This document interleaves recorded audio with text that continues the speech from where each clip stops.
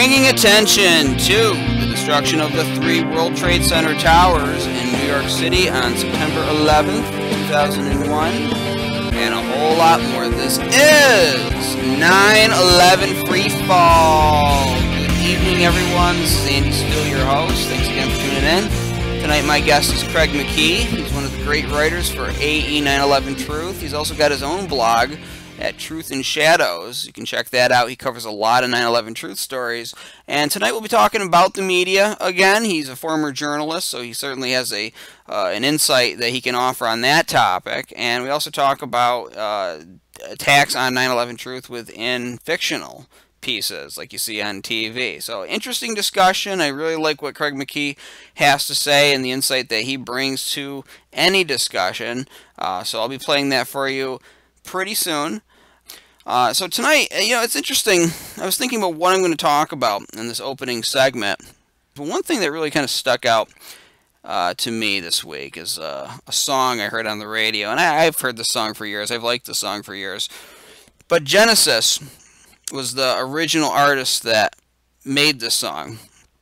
And there's just a stanza in the lyrics that I wanted to share. I wanted to draw out and speak rather than have it be lost in the continuing melody that sometimes people don't hear the lyrics, don't hear the music for the lyrics. They just hear the music and it sounds cool and they don't hear what the song is saying. Now obviously the song was written long before 9/11, but I think this is very appropriate for our current time in history, for what we're witnessing in front of us. And the lyrics go, "Oh Superman, where are you now? Well, everything's gone wrong somehow. The men of steel, men of power, they're losing control by the hour." And when they talk about the men of steel, men of power, and obviously this is my own interpretation, so take it for what it's worth, I don't think they're talking about Superman or any kind of fictional character. I think they're talking about world leaders, quote unquote. And I use that quote unquote because I don't really think these people are leaders, most of them. I think a lot of them are there because they're willing to toe the company line, so they prove that they're going to do their job and they're not going to be dangerous to the system. But we can see that they're losing control. And I think the greatest example of that, and I keep on harping on this because it's important, it's just such a stark demonstration of how twisted things have gotten, especially when it comes to 9/11 truth and getting a new investigation into just Building 7. But Mayor de Blasio in New York City and his absolute stark fear of democracy. And we've talked about it for a few weeks. Now, the High-Rise Safety Initiative, as I've covered, is a campaign in New York City. It was to get a measure to have the city investigate all high-rise building collapses taking place within the city starting on September 11th, 2001, excluding the Twin Towers, but it would include Building 7. And Mayor de Blasio said that he would block it. And just how crazy that looks. And it's such a sign of how the other side is really out of ideas. How all of the double talk and all of the fancy propaganda just doesn't work anymore. They're afraid. They are losing control. They're losing control over the hearts and minds of the people. And it's not Mayor de Blasio. I don't think Mayor de Blasio had anything to do with 9/11.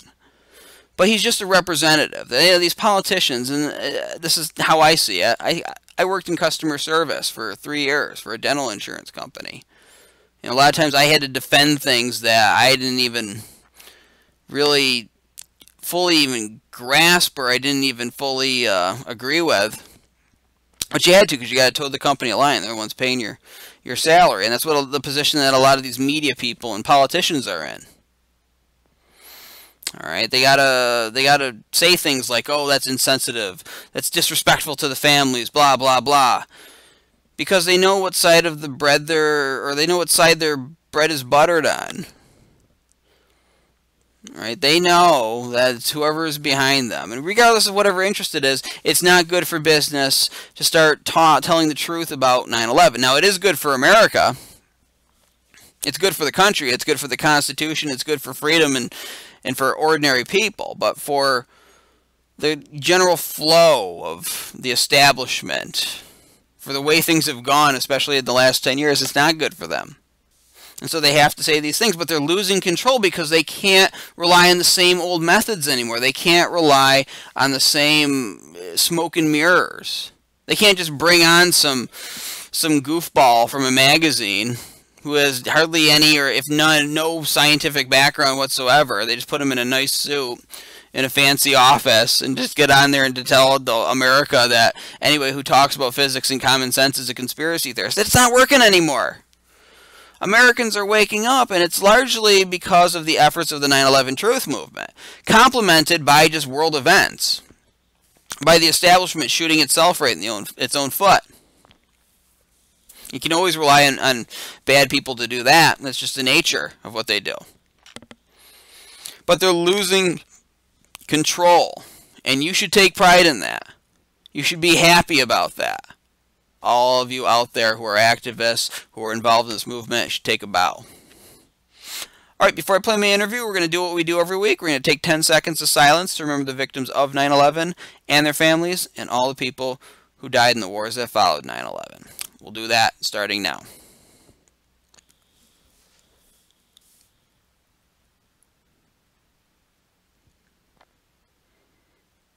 And that is 10 seconds.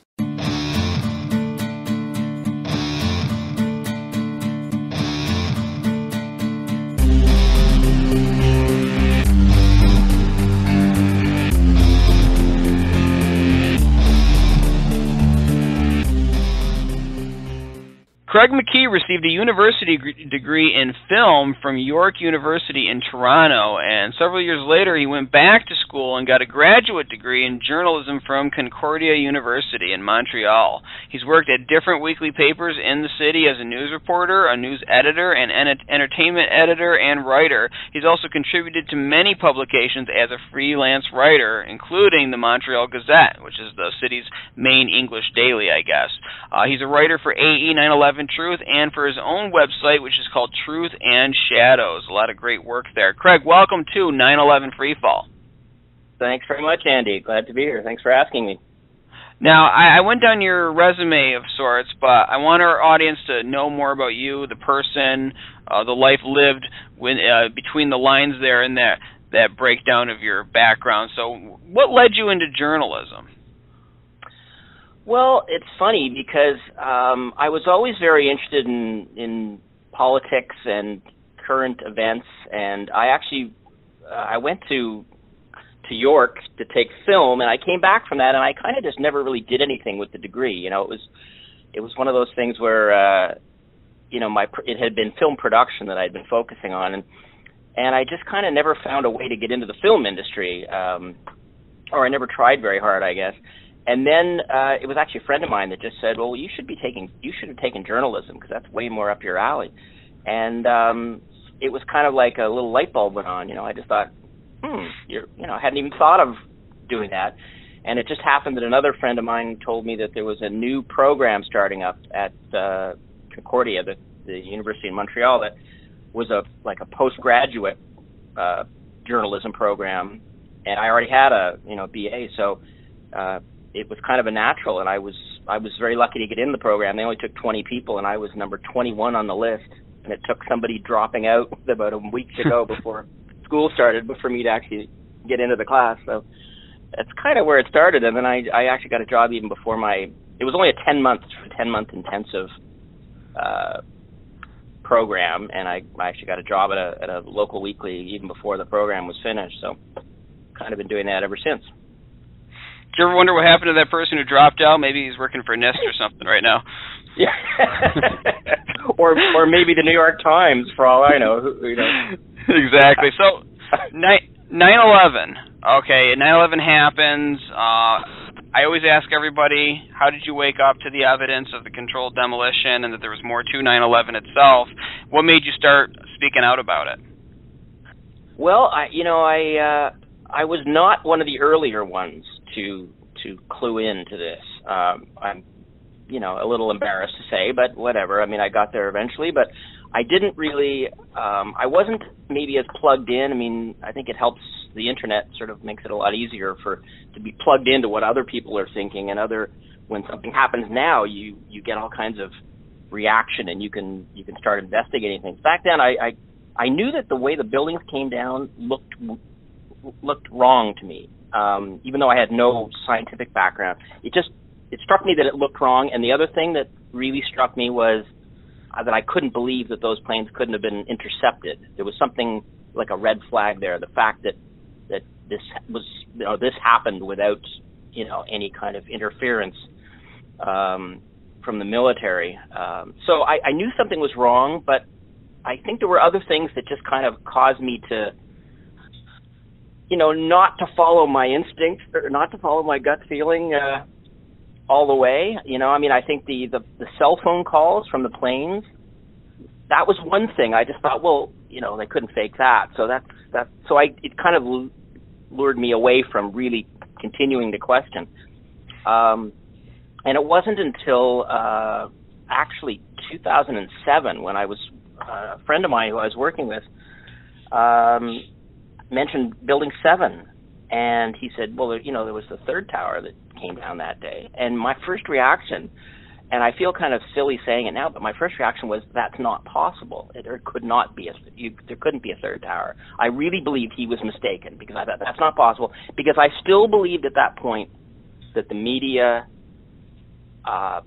basically were trying to get the story, whatever the story was, that I believed in this sort of myth. And so I thought, there's no way that would happen without it being reported. I would know about it. So then I went off to YouTube and I started looking at things, and that was just kind of the beginning, I guess. When I realized that this incredible thing had happened and that it had been completely ignored by the mainstream media, it just kind of got me looking into other things, and it was just a progressive kind of a thing, and then that led, I guess, to me starting my own blog, and the timing of that was really just the fact that I kind of learned how easy it was to start your own blog, just on a purely logistical level. It was something you could just sort of just do. You didn't need to invest a lot of money to buy a website. You could just do it. And so it was 2010 when I just decided to go ahead, and I don't think I was even thinking it would be all 9/11. I think I was going to write about a variety of things, but once I got started, I figured the best thing to do is to focus on something, particularly something that I felt passionately about, because if you're too kind of scattered, then you're not really going to interest anybody, So that's sort of how it started, and it was, like I said, really, it was Building 7 that started things, but for me, it was the beginning. It wasn't the whole, conversion. I think looking at all aspects of 9/11, I started reading David Ray Griffin's books, and I started looking at the Pentagon and Shanksville, and it was really an accumulation of evidence, an accumulation of things that didn't add up, that really completely made me a truther. And that's why I'm a believer in the idea that it's great to focus on something that you have really strong evidence for, like Building 7. I think it's a huge smoking gun, obviously, but I don't think you have to dump the rest of the evidence. I think there's so much other stuff that makes absolutely no logical sense or no physical sense that can just add to the whole thing, because that's what convinced me. It was just all of it put together that really swung me.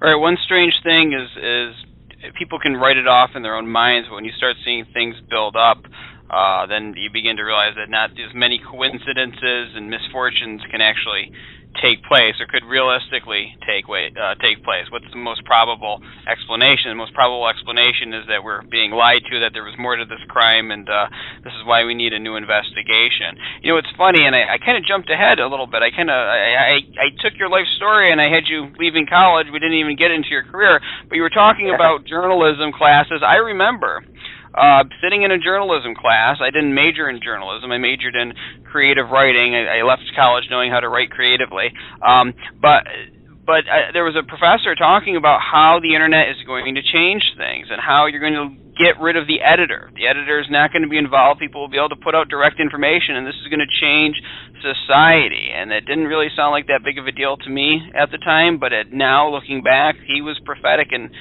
what he said. And so you reflect that now and just how inexpensive it is to create a blog. I would like to look for the first blog I opened up when I began to question this, and to kind of see the thought process going on back in 2006 within me. I would love to find that if it's still out there on the internet anywhere. So, again, you've worked for a number of publications. Talk about your career in that. Now, you obviously must have been working for these publications before you woke up to 9/11. Yeah, probably most of the time, most of it was before I woke up. And I was, it was mainstream media. I wasn't at the biggest media outlets. I wasn't working for the New York Times or anything big like that. They were weeklies. I worked for a weekly that was the largest one in my province of Quebec. And I actually was a news reporter for a while, and I was actually an entertainment editor for about 8 years. So I couldn't probably have gotten any further from this topic, than I was doing that. But I really enjoyed doing that because I got to interview all kinds of musicians and actors and movie directors and celebrities that I kind of got to make my own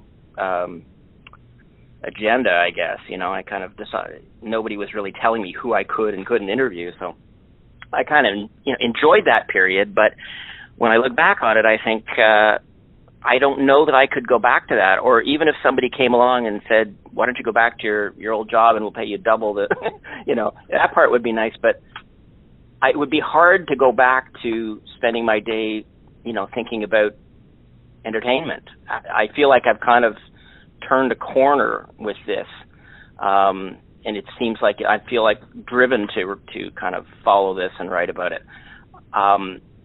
Now, mind you, you mentioned about how, or I mentioned it and then you repeated it about how inexpensive it is to start a blog. The flip side of that, of course, is that nobody pays me to write anything. So, I'm doing what I love to do, and I'm writing about what I want to write about with no editor telling me that I can't. But at the same time, it's not something I'm able to do and make a living at. And, I've got to make a living and do that separately. So that's one of the downsides of the changes that the internet has brought. I have very mixed feelings when I hear about that, that statement about professors or editors disappearing. I think that's good and it's bad at the same time. But overall, in terms of getting the truth out, I think on balance, it's good because the number of the variety of sources that we have available to us is just so much greater than it was. And, back, 10, 15 years ago, I didn't even realize that the mainstream media was as controlled as it is.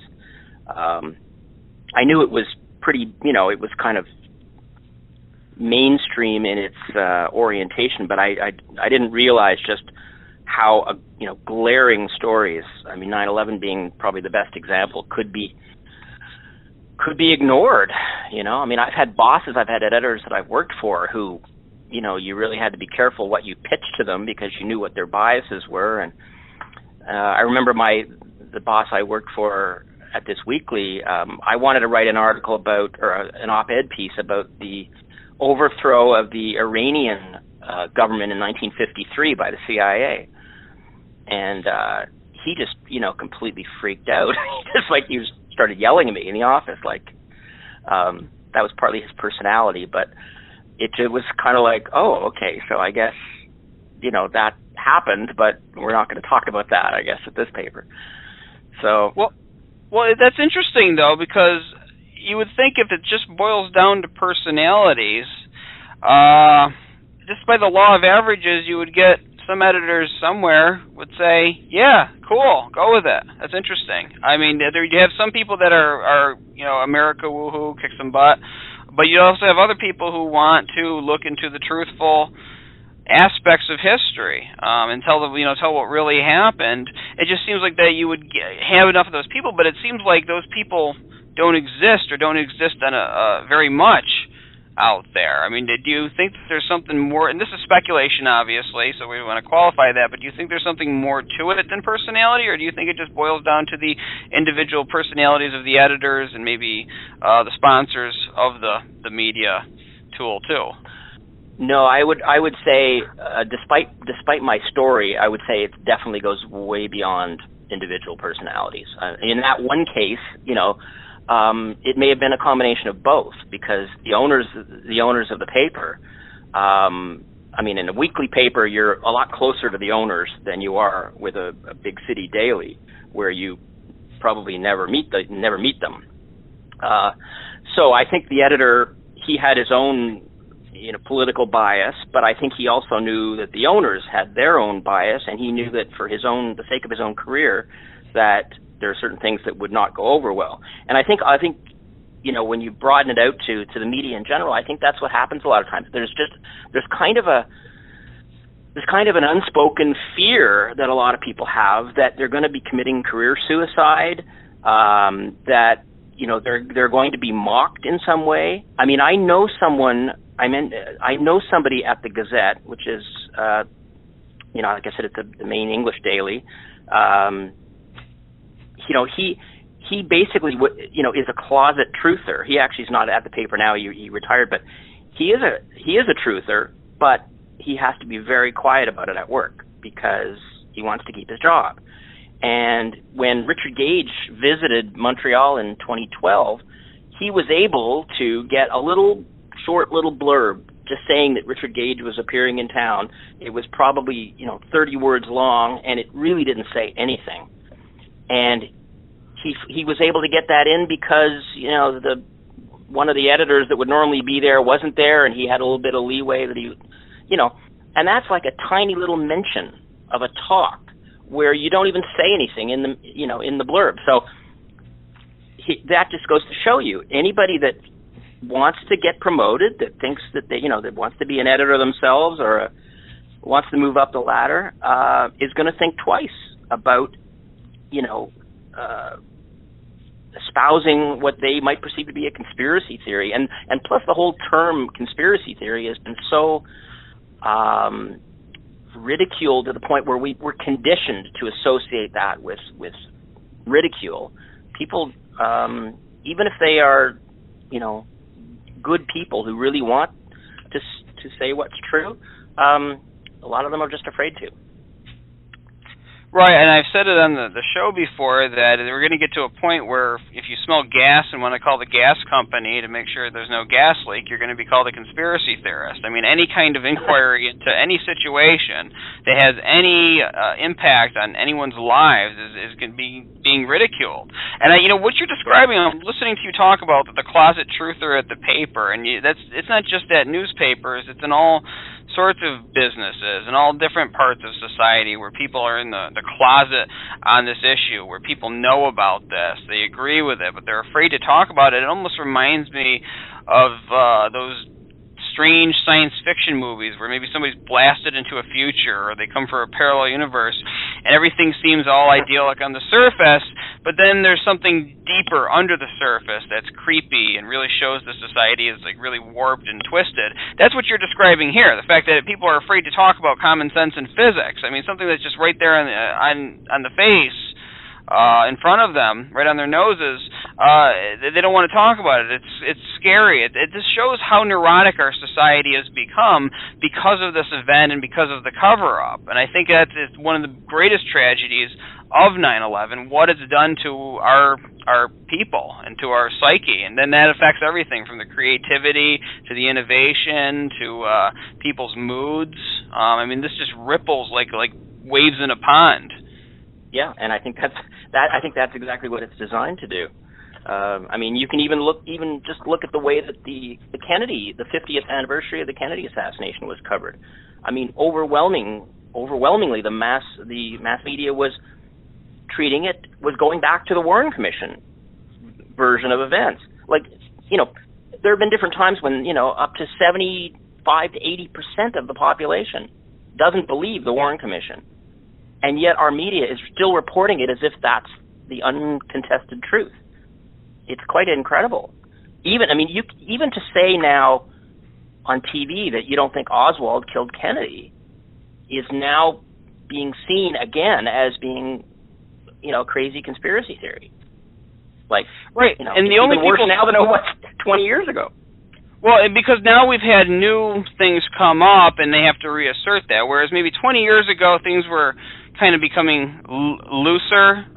With let's say the gravity was getting more light. There wasn't something to cover up at that time, maybe, and so people could talk more freely. It was a more open society, more open talk going on from what I remember. But now some new stuff has gone on. Now if people question something that happened 50 years ago, they might start questioning what happened 12 years ago. And so we can't just have to squelch all discussion of any of these things because they're all conspiracy theories. And it's funny, they tell you that's what the majority thinks, but I actually live in the real world, and I know that's not what the majority thinks on a lot of these topics. The only person saying that's the majority is the person on the television screen. And I suspect they're there because they are willing to tell you that. Absolutely. You don't get to be, you know, Brian Williams at NBC unless you have already made a decision that you're going to go along. You just don't get to that position. So it's no surprise that those people are saying those things because they wouldn't be there otherwise. And, you know, the population in general, I know so many people that will say, you know, they'll say, yeah, I agree, it's completely, you know, nonsense, this official story and the whole thing. But then they'll go back to, you know, whatever else they're doing in their life. So it's almost like there's a small group that's really committed that will, you know, write articles and go to protests and do different things. But there's a large group of people that are quite willing to believe that it's a complete lie. They have no problem with that. But they're not able to connect that to their own lives. And it's almost like the fact that there's some uncertainty, people almost take comfort in the fact that they have some uncertainty, you know? And I've heard so many people say about the Kennedy thing, well, you know, we'll never really know for sure, you know, what happened. I mean, yeah, it could have been the mafia, it could have been the CIA, but we're never going to really know for sure, which is a really good little out for people. Because once you introduce that element of uncertainty, it takes all responsibility away from you. You don't have to do anything with that knowledge because you're really saying, you know, how can we ever really know? So I think that's a problem too. It's getting people who are maybe open-minded to get mad.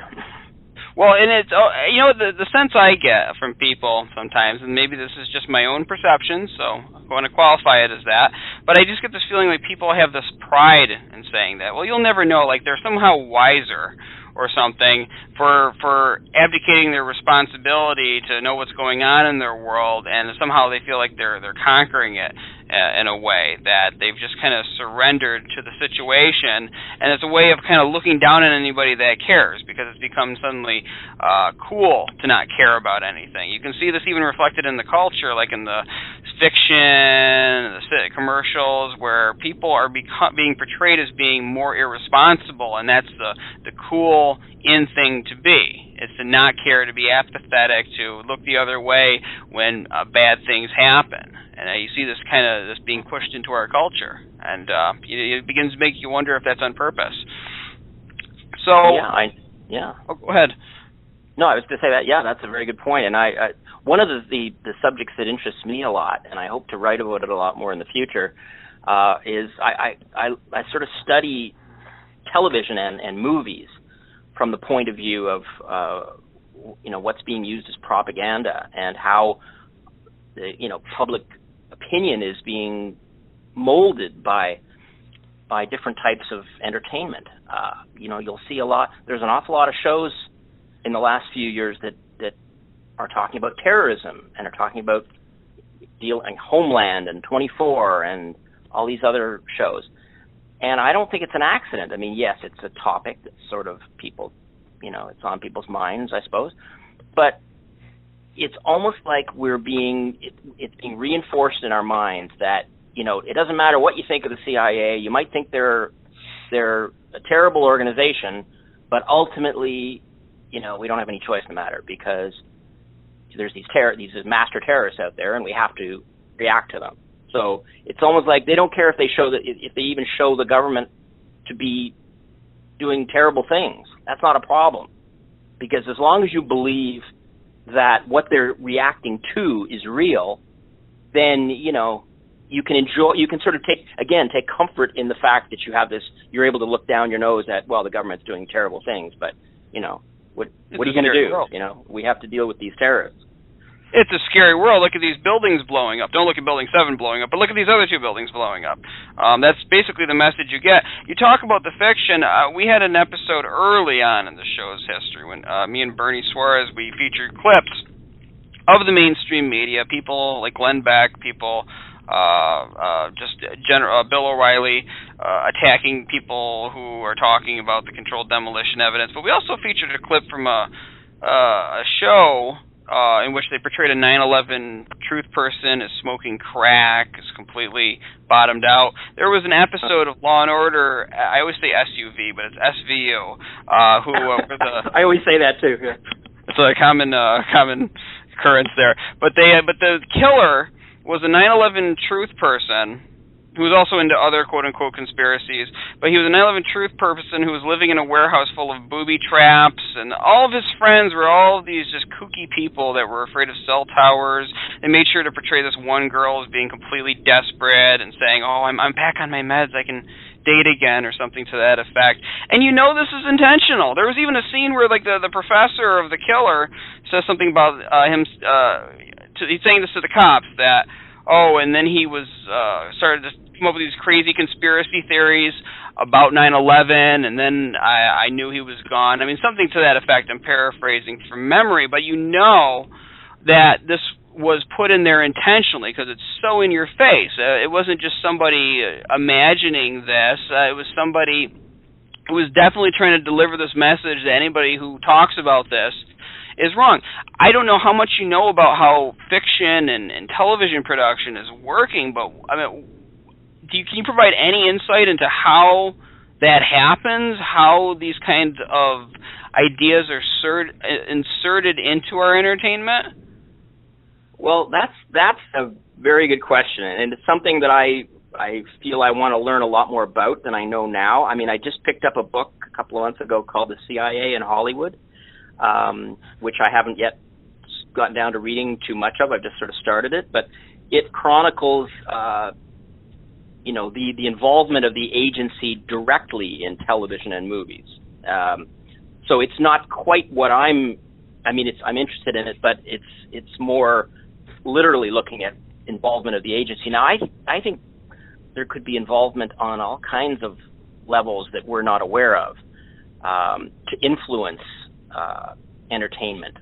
We've certainly seen enough movies that involve the military, and you can pretty much pick out the ones that the government has involvement in. Anytime you see a movie with an aircraft carrier or some piece of military equipment that you just know that the filmmakers wouldn't have on their own, you can bet that the script had to be approved by the military itself in order for them to allow the use of that stuff. So that's part of it. One interesting example, I think, is there's a Hollywood producer named Arnon Milchan, who is he's a pretty big name as Hollywood producers go, and it came out a few years ago that he's actually a Mossad agent, and has been for about 30 years, at the same time as he was a Hollywood producer. So, it just goes to show you that somebody can be, they can have more than one identity, and they can have more than one agenda. And it's interesting that his first film was a film called The Medusa Touch, which starred Richard Burton, and in that movie, an airplane flies into a skyscraper.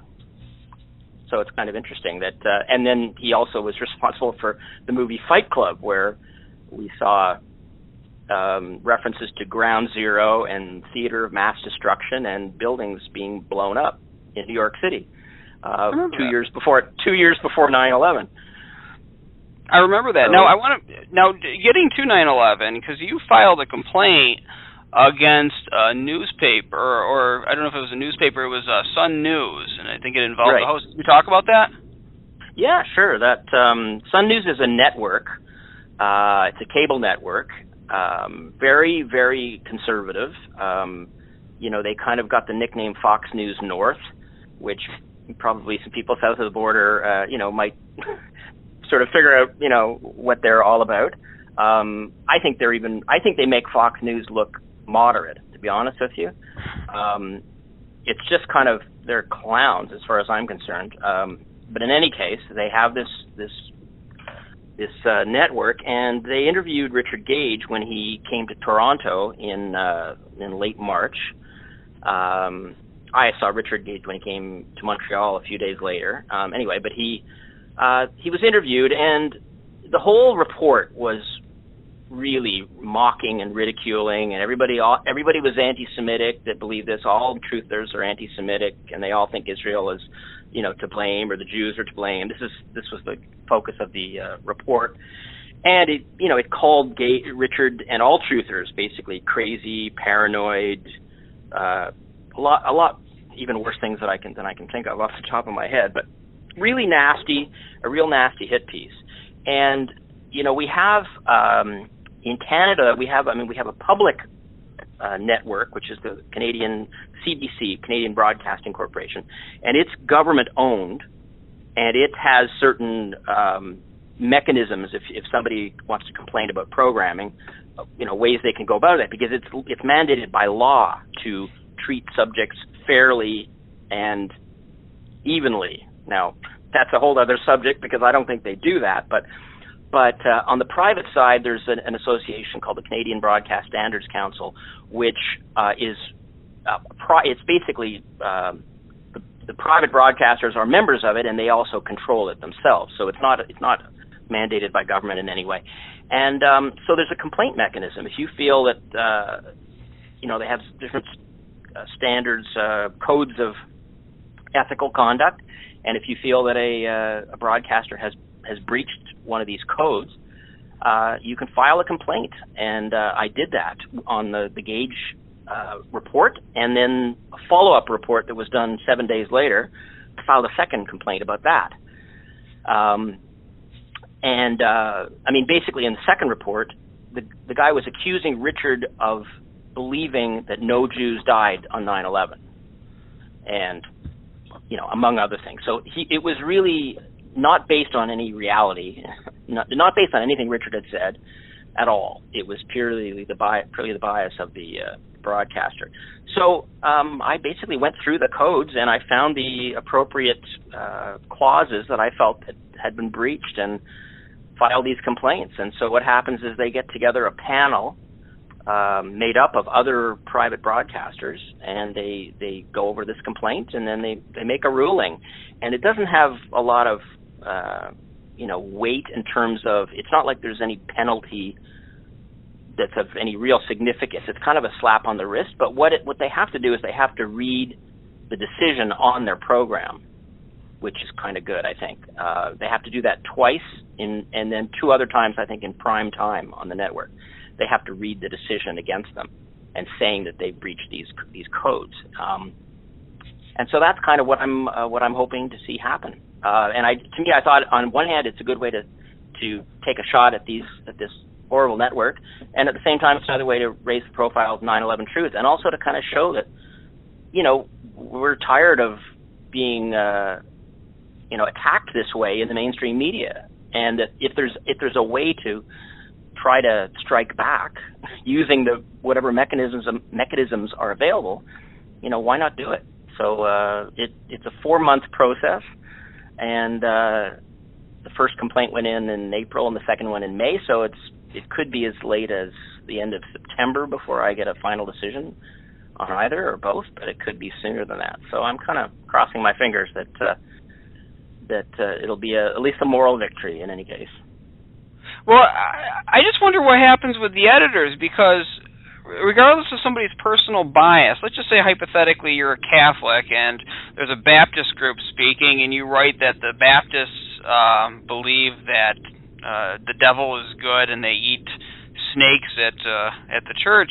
If you fabricate some position of somebody, I mean, some of these things could be considered libel, couldn't they? I mean, I know you're not a lawyer, but like, for instance, saying that AE 9/11 Truth doesn't believe Jews died on 9/11. Obviously, you're implying anti-Semitism there, and that interferes with their ability to do what they need to do. I wonder if, first of all, what happens to the editors looking out for just making sure that something has at least a little bit of credibility to it, one of these stories?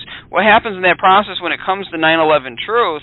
And, I mean, what kind of other legal ramifications, other than having to read the statement on the air that you just described, I mean, do you think could come from some of this false reporting on 9/11 Truth people like Richard Gage and AE 9/11 Truth?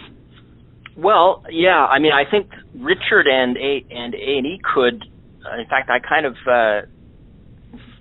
suggested that to Richard at one point, because I know we were focused a lot on the CNN report, where they kind of went after A&E over the museum pamphlets. But and this certainly, this situation won't be on the radar of people in the U.S. particularly, but I think this was a much more direct, actionable kind of attack, and so it would be, I mean, I don't have the means to sue. I would love to, but yeah, I mean, A&E could sue if they chose to, if they thought it was worth taking that step and committing those resources. I definitely think it's slanderous. I mean, one of the things about this complaint process is that I should also mention too that this is the program where this report was done is very much like an opinion program. It's kind of like Glenn Beck saying something, or Sean Hannity. It's not a news report that's even pretending to be objective. So there's that, and I'm sure the editor of the boss is completely in line with this, because they do this kind of stuff all the time. So I think it would be a question of, I think Richard could sue if he wanted to. He may not feel it's worth it. I mean, the journalist in question, I got into an exchange with him on Twitter, if you can believe it, and he ended up blocking me, and then he put up a tweet saying that he'd gotten rid of another Jew-hating truther. And I literally had not said anything to justify that. Nothing at all. But that was how he describes truthers. And so I thought, I could sue that guy, probably. But, there's a lot that goes into that. But even when you're getting into opinion, if you're going on, look, we're not lawyers, folks, so we want to establish that. We're just two guys talking here. But it just seems like I can't go on and even on a show and say that someone is a Satan worshiper if they're not. I can't say that Satan worshiping Baptists, I don't like them because I'm some other religion. And so, I mean, to come out and say that because people question 9/11 that they're Jew-hating seems incredibly irresponsible, bordering on all the legal stuff. I just don't know. And I don't know how they get away with this. I don't know how editors worried about these kind of controversies let this stuff go on. Well, it's funny. One of the parts of the process that I didn't mention is that, when I initially file the complaint, the first step is they respond to the complaint, and theoretically they could respond by saying, "Oh my goodness, you're right, and we're sorry, and we'll make a correction." That's never happened with this network. But the response that you do get from them is from their head of their legal department. So. They're used to skirting the line, and I don't know how they've gotten away with not being sued more often. Maybe they don't care. Maybe they're willing to deal with the occasional lawsuit in order to please their viewers. I don't know. It's a good question, but clearly they know what risks they are taking. It's not a surprise to the legal department, that's for sure. Do you want to comment on the CNN piece? I really liked your piece on the Jake Tapper report on CNN about the memorial. Any comments you want to share on the air here? Well, yeah, thank you. And you know, that report, I mean, that was just incredible. It was, you know, on a par with some of the other stuff, although it was, you know, pretending to be they were pretending that they were objective, in that they were saying that, you know, that the 9/11 truthers are so crazy that, you know, any reasonable person would think they were crazy. That was kind of the tone of it. It was just moronic, is what it was. It was not just, you know, if somebody wants to argue with the substance, then that's one thing. But you almost never get that. It's almost like, because we've been so effectively conditioned to think that conspiracy theories are kooky, that all they have to do is trot that term out, and then you don't even have to go to the substance. That's, you know, you don't even need to go there.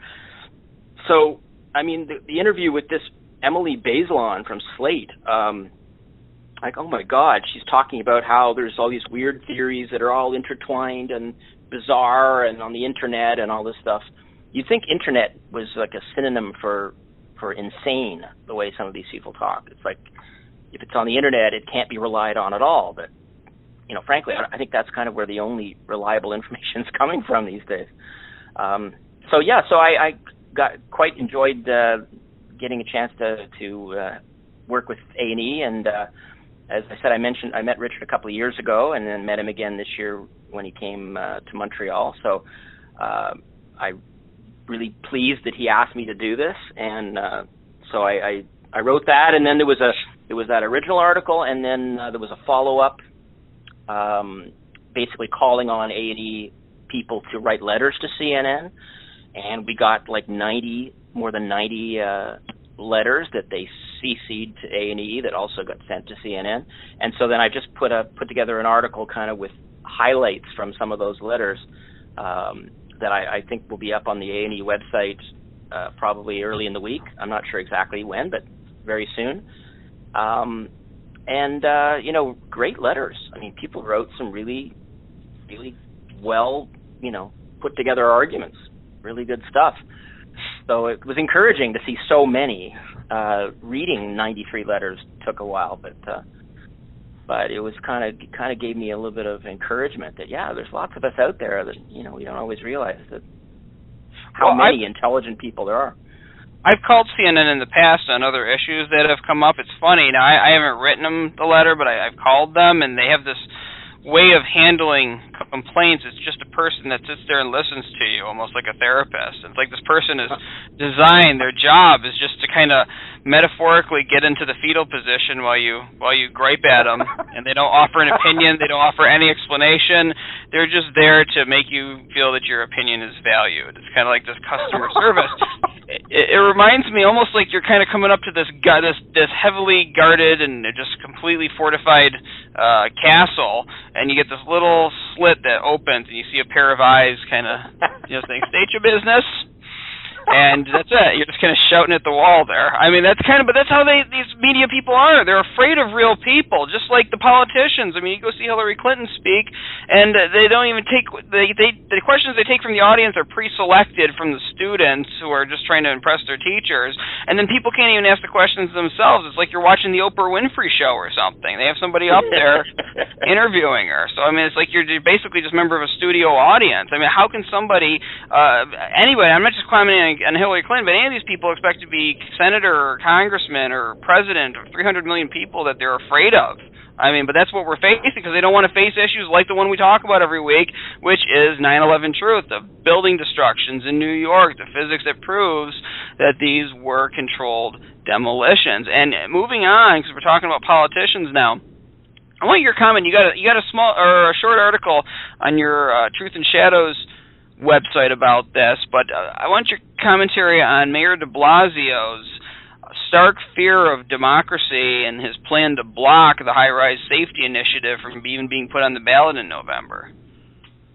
Well, it seems like another good example of where reason and you know, rhetoric just kind of are so far apart. I mean, you would think that people were suggesting that we, put up some sort of a monument defaming the families of the victims or something, when all it is an investigation of what made the building come down. Worst case scenario, it costs some money. It's not really going to do any harm, and it could do a heck of a lot of good. It's not surprising at all. I wasn't surprised to see that, but I liked seeing it in a sense, because I thought, okay, if we're getting, if the heavy hitters are reacting, I'd much rather see that than have 9/11 Truth kind of flying under the radar and not be noticed at all. I think this initiative, the first time I heard about it, I did an interview with Ted Walter from NYC Can about it, and I just thought, I really like this approach that they're doing, because they're, first of all, they're putting the focus on building safety, which is kind of a way to get a little bit of an end run around the issue and to get to Building 7. But how can you really find fault with that? Because if Building 7 fell because of office fires, well, then somebody better figure out how that happened, because it could happen to a whole bunch of buildings. If you have another office fire in another building, you might find the whole thing falls down. So if that's really what caused it, which of course we know it didn't, but if that's what they're saying, there should be some major changes to building codes, because it's going to happen again.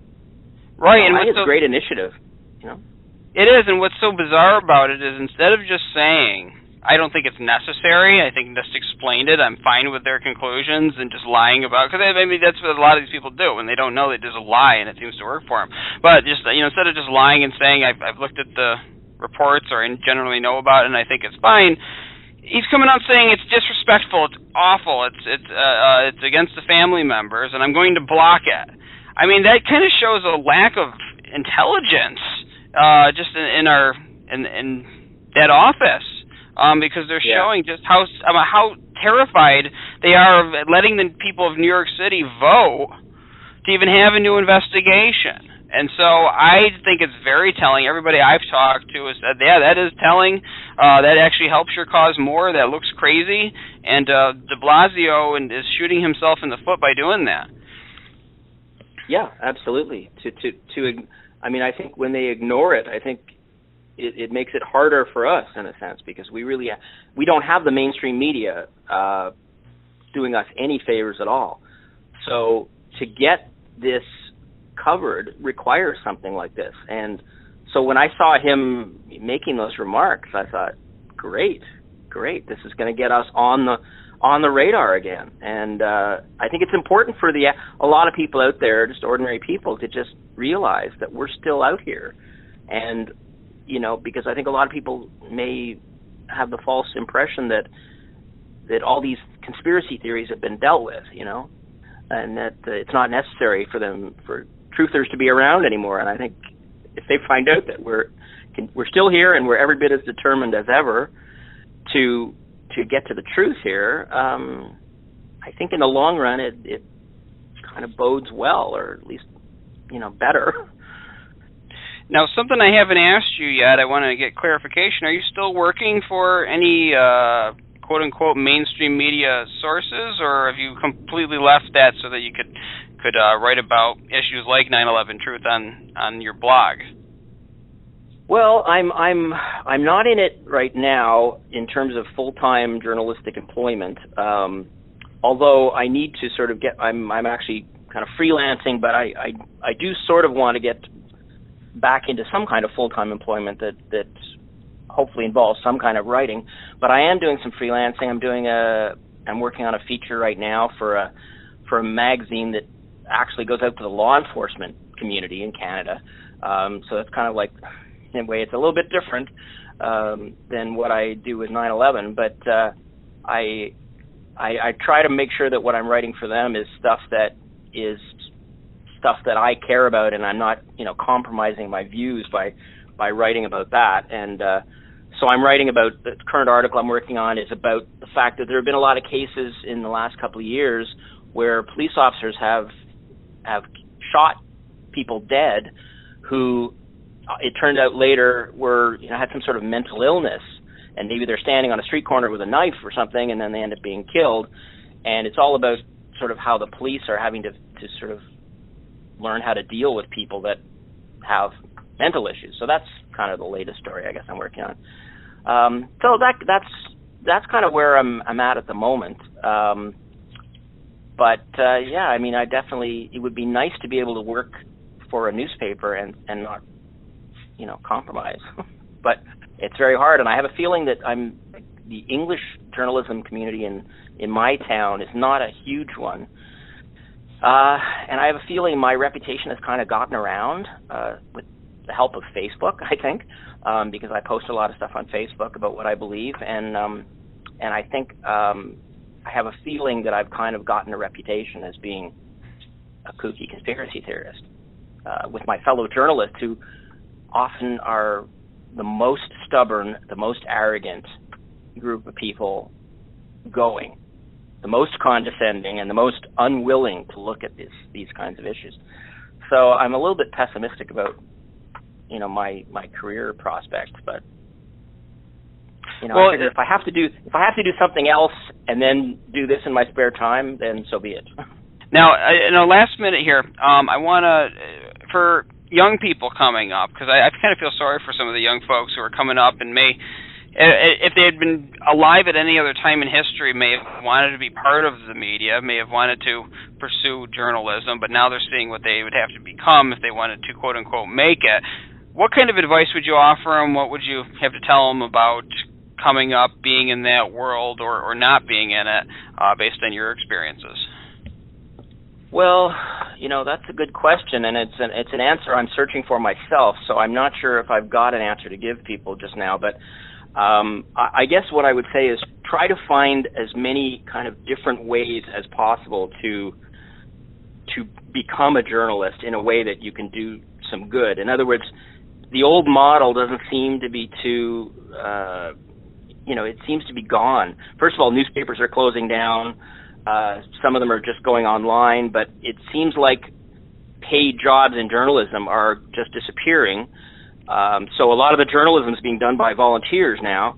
And so, it almost requires, I think, a really creative approach. Maybe it's a question of doing more than one job at a time, and trying to, it's just hard to go to a daily paper and say, I want to be a reporter now, because most of them are cutting staff. They're not adding staff. So, the answer is I don't really know, but I think it requires a sort of a creative approach, and the old model just doesn't seem to exist anymore, the old journalism world.